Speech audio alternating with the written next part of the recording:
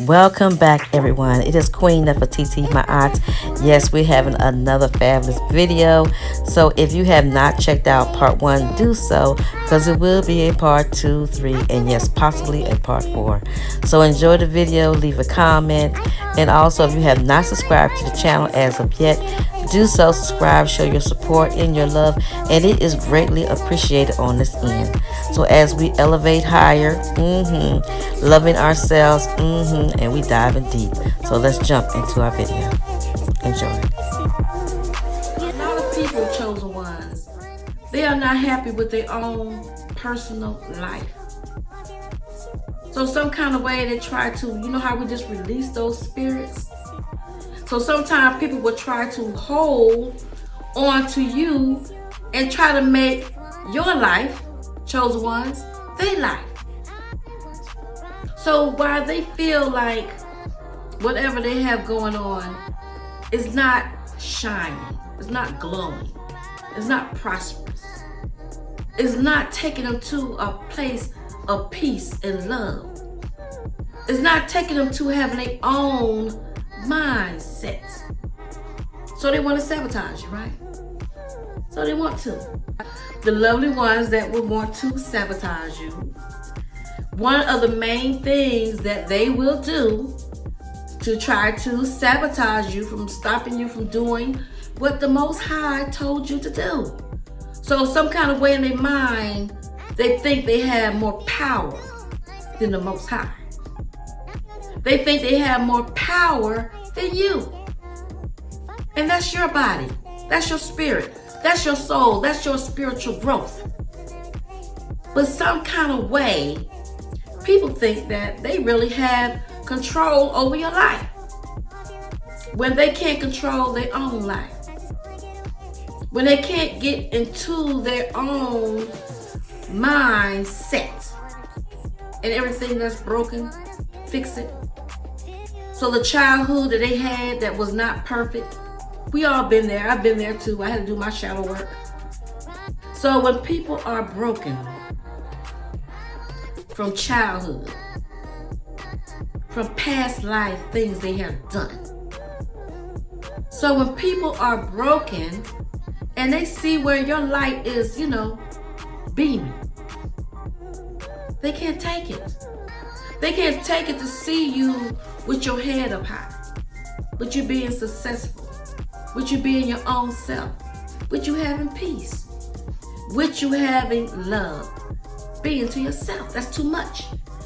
That's too much for you to be your own person for that person. So instead of them trying to accept you as you are, chosen ones, they would rather try to sabotage your life. Try to stop your light from shining. Trying to make themselves, it's going to sound kind of crazy, try to make themselves your God. That's what they're trying to do when they're try to take Most High place. They try to be your God. Like, no, you're not going to be happy. No, not today. You're not going to smile. Not today. You're not going to walk around with your head up high. Not today. I'm going to act like you today. I'm you today. Where does that make sense in that person's mind? When the only person that they are sabotaging is really their self. Yes. The only person that they are hurting is their self. As they say, hurt people. Well, they are hurting. Well, they are seeking out, chosen ones, to take you off your path, to take you away from your divine purpose, because they don't know their purpose. So they don't want you to be happy, right? They don't want you to smile, right? They don't want you to have a happy relationship, right? They don't want you to be at peace, right? So they seek out to sabotage your life because their life is already jacked up. True fact. Because anytime someone's life is on point and they say they believe in God, and they God this and they God that, well, there's plenty of gods. But if they God that they have in them do not have them at peace, it's something wrong with it. It's something wrong with it. If someone else has their eyes on you and not on their own self, there's something wrong with them. And they know it. They can't stand themselves. So, self-sabotage, right? So they self-sabotaging themselves. So I was wondering, I said, Spirit, why is you giving me that? I don't understand. But then, later on throughout the day, I'm still asking that same question. And then I'm finally getting the message. So people will try to sabotage your spiritual growth. Try to stop you from being your unique self. Try to stop you from loving other people and try to stop you from having boundaries. Oh, they don't want to talk to me. No, I don't. Chosen ones, you have that right too. No, you don't. Anytime someone is negative, with drama, talking about other people, no, you don't. If you have a problem with someone and you tell someone about the problem, I can understand that. But if you study nagging and nitpicking at people that don't even see you, but you still have a problem. So, self-sabotage, right? So, what they want to do, while they self-sabotage, they say, we can do damage by ourselves because that's our responsibility. It ain't nobody else's responsibility to fix what we done. If we messed up our reputation and we done did what we done did, then that's our business. That's for us to fix. That's our seasons that have to go through fixing that. That's our learning step, our stepping stone.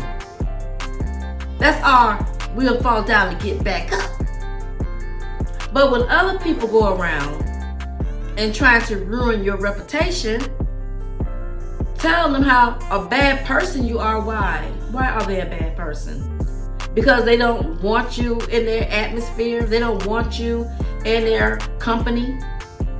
What makes a person so bad, chosen ones, that they would have to talk about you all day? What's about you so bad when you are showing everyone great gratitude and you show that person great gratitude until they abuse the privilege, until they step their boundaries, and when you block them, then you became an enemy. But guess what? You was an enemy the whole time. You was an enemy the whole time because if you would have told them something, they would have stopped. They would have respected you as a friend. They would have respected you as a sister. They would respect you as a brother. They respect you as a co-worker. They respect you as a neighbor.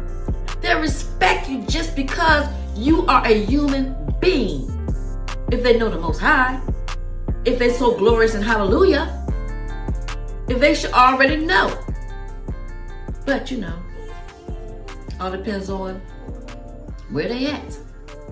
So they will take time out of their lovely day while they could be concentrating on themselves, their family, their husband or their wives, or their children or their grandchildren. But instead of people trying to focus on how they can fix their own situation, their own problems, how they can create their own business, how they can stabilize their own life, how they can get their prayer life together, how they can curb their appetite by eating the right foods, instead of working and doing the shadow work. Because your light, it glows so bright, and you're so happy and you're so peaceful. They just can't stand to see you so happy. So the first thing they want to do is try to dig up something. So we know how to do. When they know that you are gifted, they know that you are happy, they know you are joyful, they know you are lovable, and they also know you didn't cut them off. So what they would do is go around and say, oh, they mean, chosen ones. They think we are because they know. Because 9 out of 10, they have came to us with their own problems. And we had helped them solve their own problems. We have said great things to them that their own family have not even said to them. We have been a pillar for them to lean on, to cry on, when their own spouse won't even listen to them. But you have these same people, they cross the boundaries. But now they're your enemy for no reason because they crossed the boundaries. They thought you was weak. They thought you was a stepping stone that they could step on your back. They thought that you was a pushover because you wouldn't speak up. But it's time and a season for all things.